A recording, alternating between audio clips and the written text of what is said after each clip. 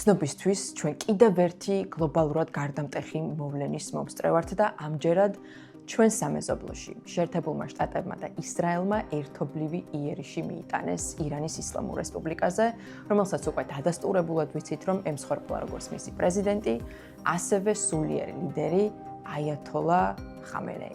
ადამიანი, რომელიც მთელი ცხოვრება ცხოვრობდა ერთი მოწოდებით.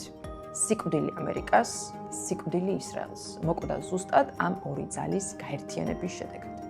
ამ თემის ირგვლივ უამრავი აჟიოტაჟია, უამრავი უცნობი ფაქტია, უამრავი კითხვის ნიშანი და სანამ მოვლენები ვითარდება, მინდა რომ თქვენი ყურადღება შევაჩერო რამდენიმე ფაქტორზე. პირველი გახლავთ ის, რომ ეს შეტევა განხორციელდა ამერიკის დროით პარასკევს ხამე და ირანის დროით შაბათს გამთენიისას და ეს არ არის შემთხვევითი.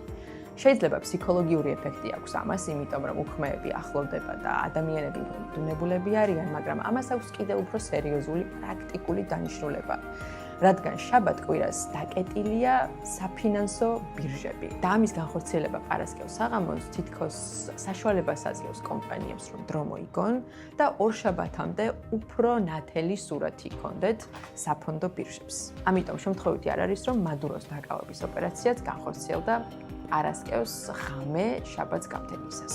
მაგრამ ირანის შემთხვევა არის კიდევ უფრო სერიოზული, რადგან ის მდებარეობს ჰორმუზის სრუტესთან, მსოფლიოში ერთ-ერთ ყველაზე კრიტიკულ სავაჭრო წერტილთან, რადგან აქ გადის მსოფლიო ნავთობის ვაჭრობის 20%. ჰორმუზის სრუტეზე და სხვა კრიტიკულ სავაჭრო წერტილებზე მსოფლიოში, რომლებზეც აუცილებლად უნდა ვიცოდეთ, დეტალურ ვიდეოს გიმზადებთ შემდეგი კვირისთვის და ამიტომ გამოიწერეთ ჩვენი არხი ყველა პლატფორმაზე, იმისათვის რომ არ გამოტოვოთ მსოფლიოს მოვლენები. ორივე სიტყვით მინდა საერთაშორისო რეაქციებსაც შევეხოთ, რადგან გაეროს მოწვეული ყავდა საგანგებო სხდომა უშიშროების საბჭოსი, სადაც რუსეთმა ღიად გააკრიტიკა შეერთებული შტატები და თქვა, რომ ეს არის ვაშინგტონის ხელწერა ჩაერიოს სხვა სუვერენულ სახელმწიფოში და გამოიყენოს ძალა მის წინააღმდეგ ყოველგვარი საფუძვლიანი მიზეზის გარეშე.